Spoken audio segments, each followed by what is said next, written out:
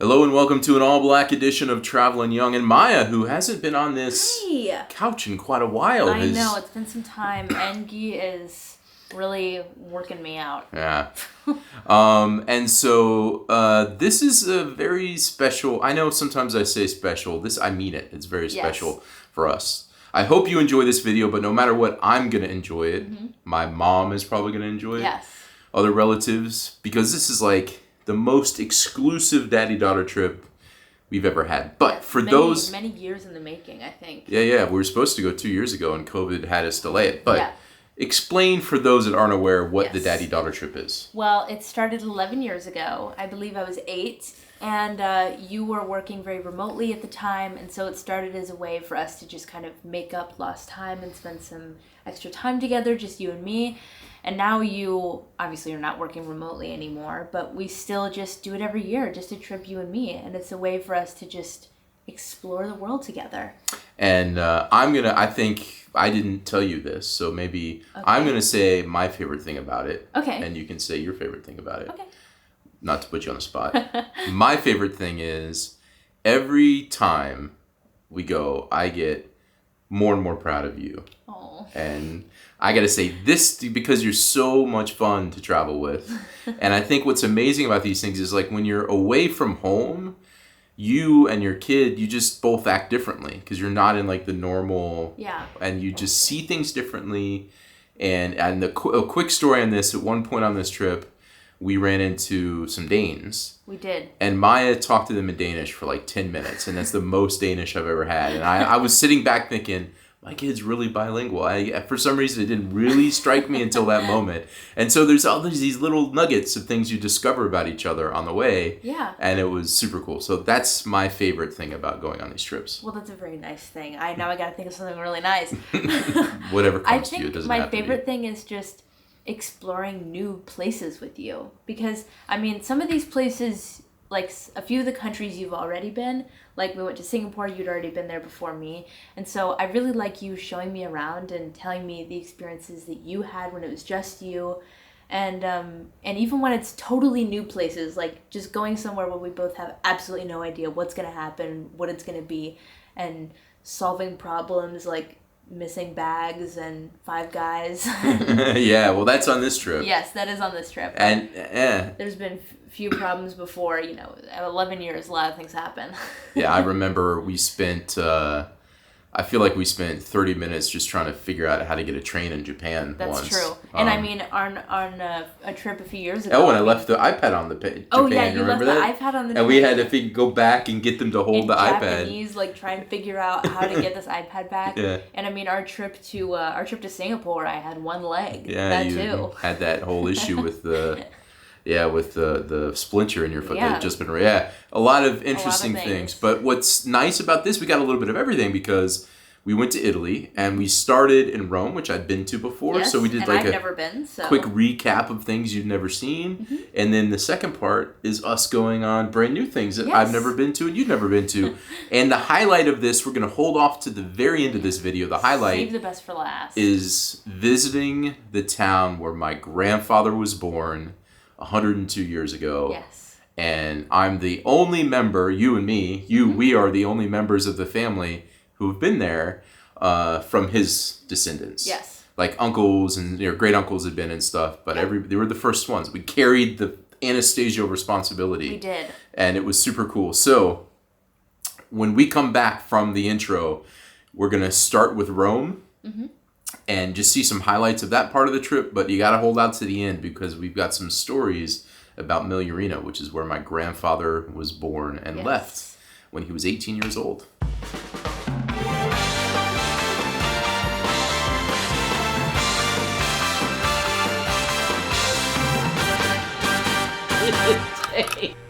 Thought about starting this earlier on the journey here, but it started at 4-something in the morning. Yeah. Which is why my voice doesn't sound normal. More like 3:30 in the morning. Yeah, it's been a long day, and I already have not received one of my bags. Oh, it's not yeah, here. we only have one bag. So it's been a bit of a journey, but we've got here. Yes. We took a quick nap. And it has been a day full of rice balls. Yes, but we're going to go right behind us is the Sistine Chapel and the whole Vatican, so we're going to go see that right now. So we'll have some random footage of this. Yes. And then I don't know where we'll catch you, but this is the beginning of the 11th annual 11th daddy-daughter trip. Travelin' Young style.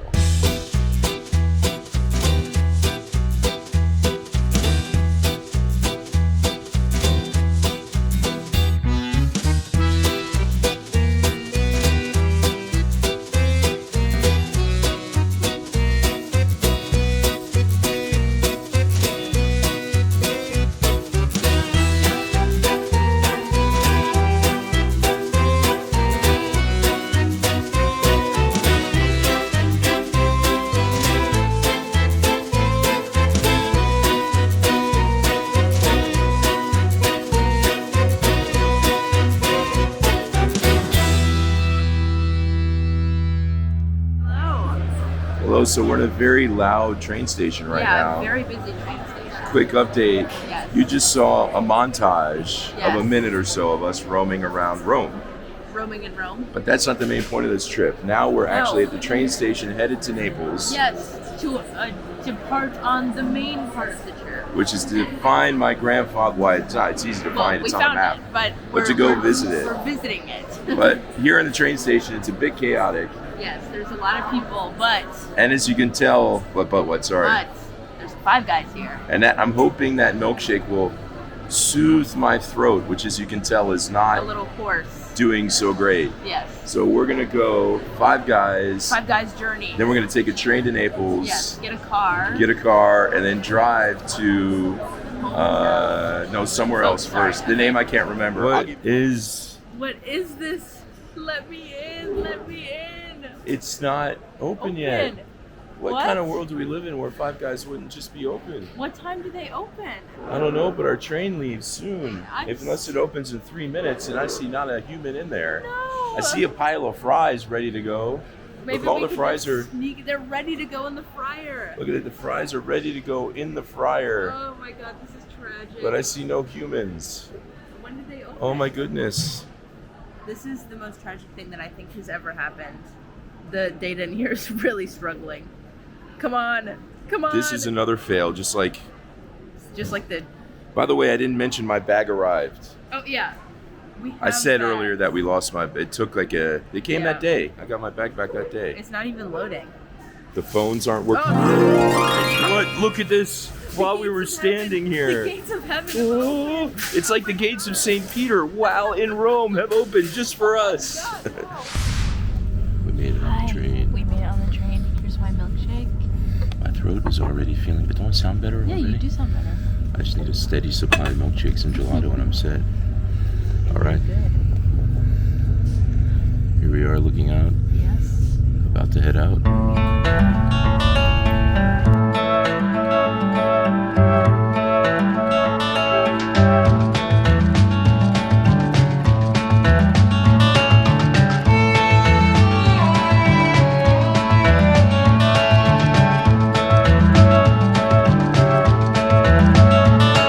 Hi. Today we're in Tropea, We are. walking around. Look at this old building. That is so beautiful. I don't know how old it is, but it looks really old. It does really old. Oh, this is a cool little. This is cool. There's a cute little dog over here. Yeah, there is a cute little dog. Like this little pizzeria business, and look at this. Oh my goodness. What is happening over here? What is this thing? I don't know. It's like a strange. They put out the Christmas decorations early here in Tropea. They're preparing. Why is he yellow? The crazy Santa Claus thing. Yeah, this is really strange. That's not true. I didn't know this existed until just moments ago. No, but they are bringing more Christmas Oh. lights too. Yeah, look, they're Oh my setting God, it and all. there's 2 cats fighting over here. And there's 2 cats fighting. We have to go investigate that. Okay. That's important. Let's see. That's like a really important part of this trip. Yeah, cats. Yeah, cats. The highlight of this trip. Oh my god, they're running. They're running away though. I'm not chasing them. No, they're not running away from me. He's running away from me. Oh, he doesn't like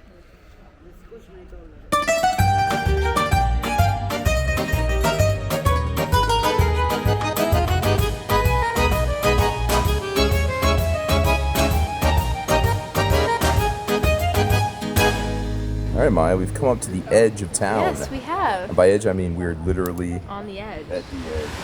There's a beach down there. And a gorgeous blue water. I know, I'm really jealous I didn't bring my like swimsuit or something, because I would be swimming in this water. It's so blue. And then later, we're going to figure out how to get over to that. Over there. Because that looks super cool, Yeah, and that's one of the reasons for coming here. Yeah, it does look so cool. Ugh, I'm really just jealous that I'm upset I didn't bring my swimsuit.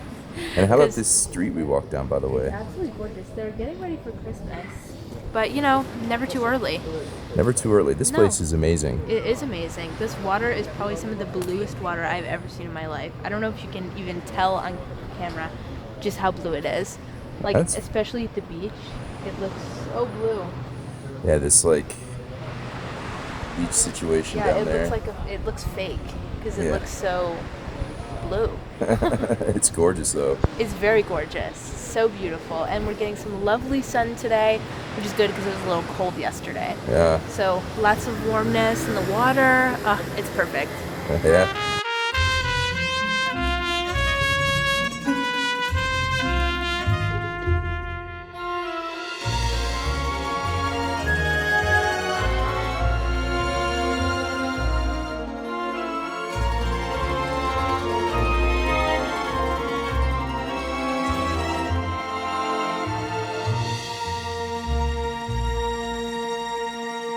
Hey Maya, we made it up. Hi, I did make it up. We So both did made I. it up. Yeah. And I love the view behind you. Yes, it's so gorgeous. All these old houses right on the cliff. It's just so beautiful. And the beach. Yes, the beach is perfect. The sun over there. And Yeah, and we behind made it me. up here. Hold on, don't talk because I'm going to move the mic. Okay. And this. We're about to go inside of this. I'm excited. It looks like a real life sandcastle. It does look like a sandcastle. This whole thing is just super cool over here. It is. It's more like a sand church. Yeah. Let's go see Yes, let's go investigate. the sand church. Yes.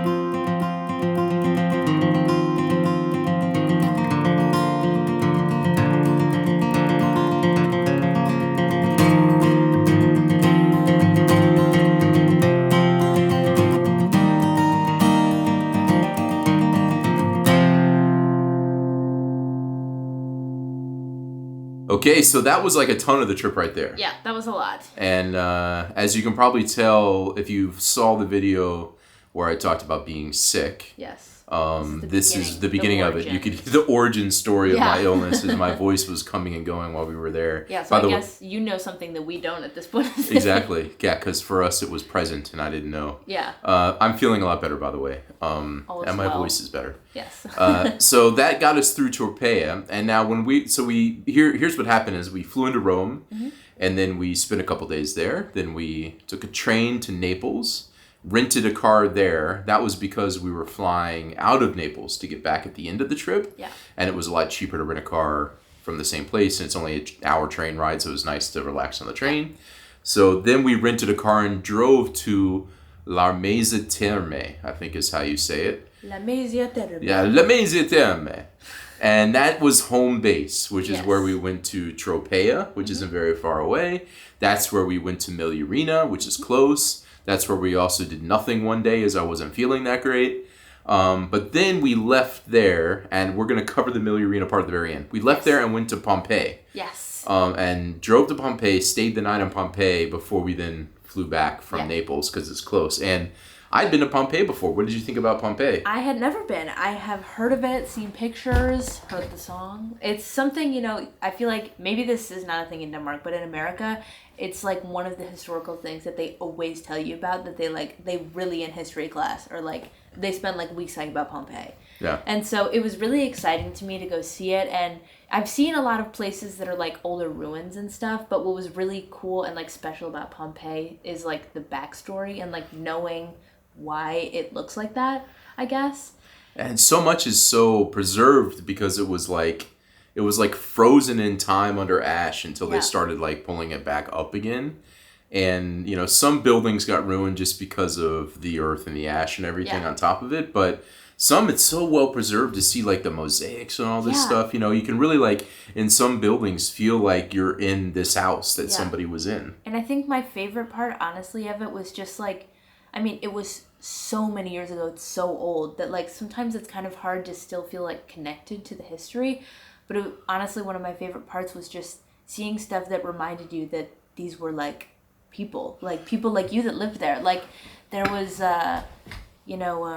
like in front of one of the houses, there was this engraving on the floor that just said hi in Latin or like hello. And I just thought that was so funny. And yeah, this like evidence of something that a human touched. Yeah. All those many years ago. Yeah. There was also, it apparently is supposed to bring good luck, but there was a very phallic drawing on one of the walls. Yeah. That was funny. Yeah. And one of the interesting things, if you've never been to Pompeii, of course, the 2-second recap is Mount Vesuvius erupted. Yes. It got covered in ash. It didn't really have lava, but instead ash. Everybody basically suffocated from breathing in this ash and stuff as it covered the whole city, and it was underground under this ash for a long time. Now they're kind of done a bunch of excavation. And I feel like Mom and I went 19 years ago or whatever, I guess. And we went on that trip, by the way, when you were a little baby in her tummy. Yes. And so I guess this is technically my second time. You were like yay big. Yeah. And they, they've excavated a ton since then. Yeah. And so I feel like there's even more to see, and the city's even more sprawling than it was when we went 19 years ago. But if you don't know this, when they found these pockets as they were uncovering, they filled those up with plaster because they felt like something was there inside this pocket of ash. And in some cases, it was people. And you can actually see this plaster mold of what was a person in the same, shape and everything that they were in the moment that they died, which is like fascinating on one hand. It's also like, you can really see the terror of their last moments as they were covering their face or something and they couldn't breathe. We only got to see one. Yeah, we were super exhausted and I wasn't feeling 100%. So we saw one and we did a tour that took us to one. And then after the tour, we just were tired and left. But we did see one plaster person. But it was very, very fascinating. Yeah. Yeah, I would highly suggest going to Pompeii. Yes. And also, apparently, I think this is even since the 19 years ago that I was there before, Herculaneum, which is another place that's close by. You can also see some of it now. Yeah. So maybe next time we can go to Herculaneum if we go back. So Pompeii, that was a highlight for sure if you're in the Rome area. And it's also just nice walking around the whole area. It was a nice little place. And we stayed the night and had a really good dinner that night. That was fantastic, our last night. That was all like walkable basically from the ruins. But then, now if we rewind back to the highlight, Miglierina. Yes. Here is, we went on 2 separate occasions, 2 different days. Here's a quick video of us talking about when we basically got there. What happened, by the way, we went one day, everything was closed, so we left and had lunch and then came back. So this is when we came back that same day. Yes. In the town. Check it out. All right, Maya. Hi. We are back in Miglierina. We're back. And we didn't take a good shot of this before, but this beautiful mountain. So gorgeous. And we're up on a mountain ourselves. The drive up here is a little crazy. Yeah, but we came switchbacks all the way up to this. We're super high. It's a lot chillier up here. Yeah, I'm kind of cold. Yeah. But so we're going to walk around. Yes, we're going to see this really awesome looking church cathedral over here. Then we're going to go, and this is the town itself. So we'll go walk around up on these streets. Yeah. And then we're going to stop and maybe have a drink somewhere. Yeah, and talk to some locals if we can. See what we can figure out. Maybe talk to some locals in the church. I want to find out about where people that were buried like 100 years ago are. Yeah, good question. Good questions to ask. Yes. Let's explore more of Miglierina. So we roamed around. We talked to somebody. We did. For quite a while. They were super nice trying to help us figure things out. They did not know any English, but we had like a Google Translate conversation. They were very nice. And I wanted to show you these stairs because I thought they were really cool. Let's go down the stairs. These little spiral stairs. By the way, there's a lot of stray cats here that I've been petting. So all the stray cats in Miglierina are getting pets from Maya. Little meet and greets. Yeah. Very important because, I mean, Pop liked cats, so I'm told. He was a cat person. He had always had cats. Maybe this is why. Yeah. Maybe he was always surrounded by cats. You know what? These cats are probably have genealogy to cats that Pop pet in his true. life here. Here's the stairs we just walked down. I just think they're so neat. They're kind of cool. Yeah. Okay, so we got back, and that's us. Yeah. Walking around. That was us going down those stairs. Day one. And we interacted with some people, which we mentioned in this bar. This lady was like, I was drawing our family tree on this piece of paper. Yeah. Trying to see if anybody knew any of the Anastasias. Yeah, and we were like Google Translate trying to have this conversation. Yeah. And the challenge was everybody, my great-grandparents all went to America and never moved back. And then my great-grandmother's family went to Brazil. So none of them were there. Nobody stayed. No. But I had this uncle, who was a great uncle, who was married to my grandfather's sister, and his family was still there. And his last name was Chanflon, and that name was all over. And I mentioned his name because he only passed away like 10 years ago, and he would travel back to Miglierina. And I thought maybe somebody might know him. Yeah. What also made the situation very difficult is that in Italian tradition, a lot of people are named after their older relatives. So there's probably like 70 people with the exact same name. So it was very hard to like make sure that we're talking about the same person with the locals. And then people would be like, well, what's your mom's name? And I'm like, my mom never lived here. Don't even think about her. Don't worry about her. Yeah. Plus, they thought they didn't know you were my daughter. They were confused by that. So that also that's was another daddy-daughter thing. The longer we do this, the more that happens because I'm getting older. But and that was a stumbling block we had to get over was the confusion around the fact. I mean, one guy kept going, wait, no, and he would tell people when he'd meet somebody new with us, he'd be like, that's his daughter. Can you believe that? Oh my god! And so this uncle of mine. Yes. Galileo Chanflon. He seemed like he was going to be the key to unlock something. Yes. So we mentioned his name also, and she's like, "Oh, I think I know him." But then we left, and we came back a couple days later, and that time in between, we did some research, and I found out a little bit more about Galileo's family and his parents' names, and his sister, who only recently last year passed away, and so we said, all right. And she never left. So we're like, all right, let's go back, and first go to the cemeteries and see if we can find his parents, because they were there. And this is the video on the next day when we're in the cemetery and we make a discovery. Yes. Okay, we're here in the cemetery. Yes. We've studied the family tree again. Yeah, we came back. Yes, looked at all the names. Hence the different clothes. Yes, but we're back. Yeah. And what we discovered is, it's actually not a blood relative, but it's my grandfather's sister married somebody whose last name is Chanflon, and I tracked down his obituary. He died in 2011, and I'm positive this is his parents, and then this is his sister who only died just last year. And my mom mentioned that one of his sisters just recently passed away. His name was Galileo Chanflon, and he was married to my aunt, Mary Chanflon, who died only in 2012. And there you go. We found somebody that's in the family. In the sea of people, we've looked through so many last names. We found somebody. 2 different cemeteries. Yes, because we thought that they'd be in a different cemetery, but these are very large cemeteries with a lot of people. Yes. So it was quite difficult, but we found somebody. We found somebody right here. Yes, and isn't it nice to know in this little town in Italy, you have a piece of your and my family history. And to think that this little town in Italy, if all those people didn't decide to leave 80-some years ago, you and I wouldn't even be here. We would have, we wouldn't even be alive. Maybe I'd be some Italian person. Who knows?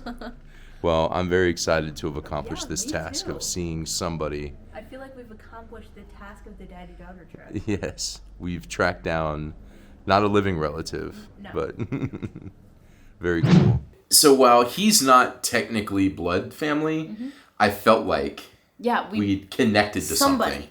Because there was like hundreds of people in this cemetery, and so it felt like honestly really nice to have, even though it's not like super closely related, just somebody. The family tree, there's a line you can draw to his family Yeah. on the family tree, even though he's not family. And I mean, walking around the cemetery was interesting because there's so many people that were alive when my grandfather was there. And it's like he had to have met these people. Yeah, or You talk know, to them, or talk to something. them. And if they had, some of them had similar last names, either Torsia, which was one of the family names, or Shamflone, or Anastasio, that somebody had to. And it was just kind of like, I don't know about you. So like, I'll say this: when we drove, making the drive to get there, I felt like, I don't usually get like chills is a strong word, but I felt like a little bit emotional because I'm like, now I'm moving into an area that my grandfather was in. Yeah. And he passed away in 1995.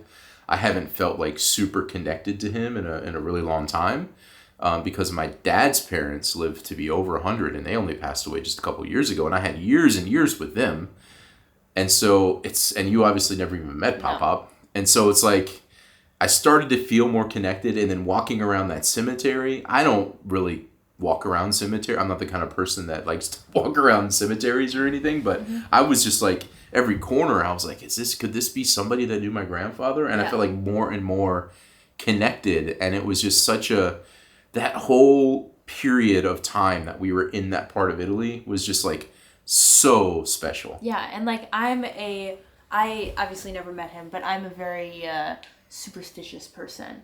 And so just walking around the town, I also felt very like connected. Like it almost felt, I don't know, and like when you told me that he was such a cat person, I spent this whole time obsessed with these cats on this trip. I don't know, it felt like I had some sort of connection with him. Like he was, I don't know, looking over me and be like, yeah, you pet those cats. Yeah, you wouldn't have sounded like that. No. It'd have been like, you used to pet a cat. Like, what? I'm sorry. Yeah, it's just so, it was so amazing. And so the tip of the whole iceberg is we went back to the bar on the second day where I had drawn out the family tree. Yes. And she still had it. And she'd been asking Everybody people. who came in. And then like while we weren't there, because we said we were still in town or close by, because where we were staying was like 30 minutes away. And somebody came in and she was like, Anastasio. And this guy was like, I don't know. And then somebody had told me the street that their house was on, that my grandfather's house was on. And so I said the name of the street, and I couldn't find it on Google Maps. And it was like, oh, well, it seemed like they changed the name of the street. And so they said, well, let's go to the commune office, and maybe they know what the name was changed to. So this guy now, we like leave the bar. He's with us. By the way, I have none of this on video because we were so in this moment. Yeah, and we also didn't want to be like, oh, hey, let me just pull out the camera right now. I mean, it was all happened. They were so open, and I didn't want to like shut people down. Yeah. And I'm like, we need to just experience and be in this moment. Yes. And so he's like, all right, let's go. And so we walked to the commune. That's not a very big place, by the way. It's not a long walk. No, it was hilly, like but seconds. we walked to the commune. It's closed. Yeah. And he's like, oh, no. And very Italian. And now you can tell he's very committed to helping us. And Yes. so he's like, all right, well, we think it's maybe this street. So we go down to this street. Mm-hmm. And by the way, the street we go to is one that I took a picture of Maya. I'll show it here. Ding. The first time we were there. It's a really cool old street. Yeah. And then this lady who seemed like not 100%, I don't know if that's right, but she was older and she didn't seem like like her information didn't feel totally reliable. Yeah. But she was like, oh yeah, the Anastasias, they lived over there, and it wasn't totally, but she's speaking Italian, he's speaking Italian. So we can only get like a piece of it, right? So then he goes, well, my aunt speaks English and she lives at the end of the street. Let's go talk to her. So we go down and he knocks on the door, and she'd recently had like a surgery on her jaw. She was so kind. She's so sweet. Speaking, even though it was hard for her probably. Yeah. It was hard for us to understand her completely, but she was so nice and trying to. And so she came outside. Yes. And she he's did still speak English there. very well. Yeah, he's still there. She's there. We're there. And then she, at some point, she says Long Branch. Yeah.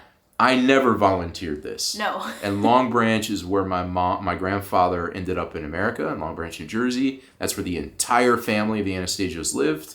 That's where my mom was born, where she grew up. And I'm like, well, she knows Long Branch. That's like... That's gotta be like... The treasure hunt. Yeah, because again, there's so many people with similar names. There's like a million Galileos, a million Giuseppes. So it's very hard to say, like, are we talking about the same Giuseppe here? Yeah. But then she says Long Branch. It's like, okay, I don't know how many Giuseppe Anastasios there are on Long Branch, but that's very specific. Yeah, and then she's like, you can also see like she's like glowing. Like, yeah, she's so excited. She's like pumped. So she's like these like you can like the brain cells are connecting this story in her head, and she's like just electric, right? Yeah. And then she's like, "Do you guys want to come inside and have coffee?" Yeah. And I'm like, "Of course, I'm in." Yeah. So Maya and I, and then the guy who had been helping us, her nephew, all went in and sat in her kitchen. Mm-hmm. She made us coffee, typical Italian style. She brought a drink and something while the coffee was being made, because there's like constant need to service and make sure you're comfortable. Mm-hmm. And then we start talking at the table, and then she drops another fact that I didn't even remember, although I know now that I've been told this, but I didn't remember. I had I feel like I had heard it before, but when she said it, I was like, I've heard that. She said, your great-grandmother made a tablecloth for John F. Kennedy. That's extremely specific. Yeah, I can't. Extremely specific. And I asked my mom, I'm like, that happened, right? And she goes, that absolutely happened. My mom has another one that she also made that my mom has. And I'm like, she knew my great-grandparents. There's no other way that she would know this story. Yeah, and then she said that her father, who she showed us a picture of... I'm like getting chills talking about this story now again. I know, it was just so amazing. She told us that her father was friends with your grandfather. With my grandfather before my grandfather left. So she probably met him. And I was like, do you have a... Maybe, but my grandfather was 18, 19 though. Yeah. Maybe, because she probably would have been... Maybe she could have been like 5 or 6 or something. And I was like, do you have a picture of your father? And she took a picture and showed it to us, and it's like, I can see this guy being friends with my pop. Yeah. And and she then told me that my great grandparents owned a house until like the 80s maybe, still in Miglierina, and they would come back every so often to check on the house. Mm-hmm. And she said that they would stay. My great grandparents would stay with her. Yeah. Sometimes when they visit, across the street. And the house that they lived and owned was across the street from her house. Yeah. So we were like and I was like, how old is this house? And it was old enough that my great grandparents were there. They were maybe sitting at that same table. Yeah, she with was her. Like, she was like, oh yeah, you're a great. What was it that stayed with her again? My great-grandmother, great-grandfather. She was like, your great-grandmother stayed here like 50 years ago. It's crazy. My great-grandmother lived to be in her 90s, and she passed away in 1986. Yeah. And it's like, that's totally possible. Yeah. I mean, it's crazy. And so it was just, that hour and a half was like I want to repeat that over and over and over again because it was so amazing. And it made me think, like, I wish we'd gone back years ago, because there might have been more people like her. Mm-hmm. But I'm glad we at least went now, because if we go years later, there'll be less people like her, because she was older. Yeah. And we just had this amazing, and the fact that like these total strangers eventually got invested in making this happen for us was amazing. It's like we instantly became this lady's grandchildren. It was amazing. And she was like, you need to come back and visit us. And she said to us, I'll never forget this. It was just as special for her as it was for us. I mean, it was amazing. I mean, I'm getting chills again. It was so incredible. Yeah. And then we went outside and we took pictures of my grandfather's house and video of where they were. Mm-hmm. And it's just, I don't know. I'm like tearing up a little bit. It's just amazing. And I mean, I never met Pop, and I haven't really met a lot of the Italian side of the family. And so like, I've had a hard time feeling like, connected to that part of my genealogy and everything. But like going there, I like felt so Italian. It was like, I don't know, just knowing that, like, seeing the house, it really, like, I don't know, it was just amazing. And knowing that, like, a member of my family, like, lived in that house in this little town in Italy. On these streets and like, so, I mean, as we've been talking, I'm showing video of various parts of this. We saw the church that my great-grandparents were married in. Well, I haven't made the thumbnail yet, but I'm probably going to use a picture of us in front of that as the thumbnail. And the church that my grandfather was a altar boy in is still there. I mean, these streets, it's just, I mean, it really, and to think that like this family decided to leave.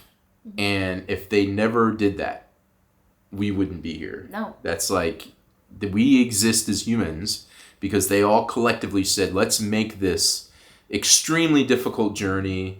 This war's happening. We need to get out of Italy. One by one, they came over to America. They like didn't know what the hell was on the other side. A lot of them were separated for years. And they made this crazy sacrifice and to see the origin of where it started.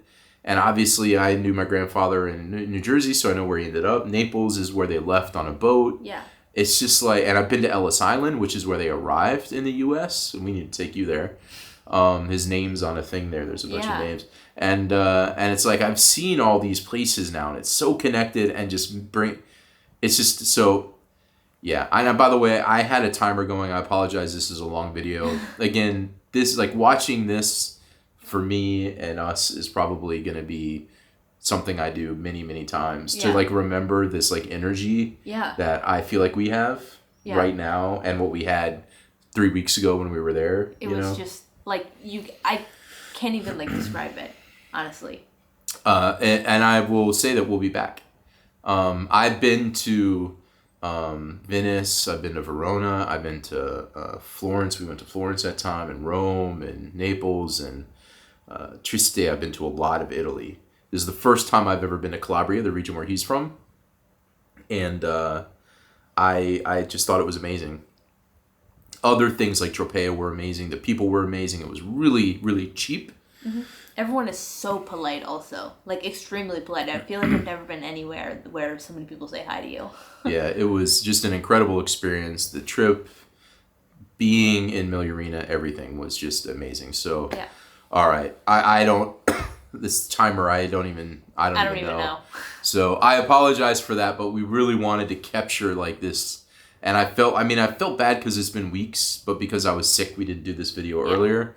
But man, I feel like right now we're just right back there again. Yeah, I know. And it was so cool to be there with you. Yeah. And it was so special to experience it with you. Yeah, and I feel like the moment sitting at that table with that lady is probably like one of the top moments of my life, honestly.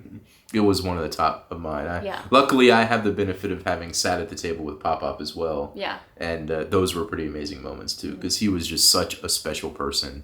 And actually, here's a picture. Over here, I have a picture of him. I don't have very many pictures of people in our house. No. I have posters from concerts. Not many people. But I have pictures of you over there. A couple of me and Mom. And then I have pictures of all my grandparents to include Pop-Up up there. And this is it. I'll show it to you. I'm not holding it, but you'll see it. I'll cut to that.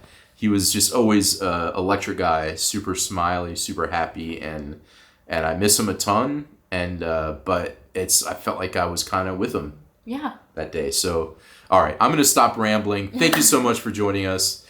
Such an amazing trip that we had. Yes, absolutely. And we're already planning next year's. When I say it. No, we never say it until we're there. Never say it, but next year we've got something cool in store as well. It's going to be tough to top this one though. Yeah, for sure. If you didn't see the video when I went to Rome myself earlier this year trying foods, check it out. But otherwise, we're just going to say goodbye from this week's Travelin' Young. Yes. Bye.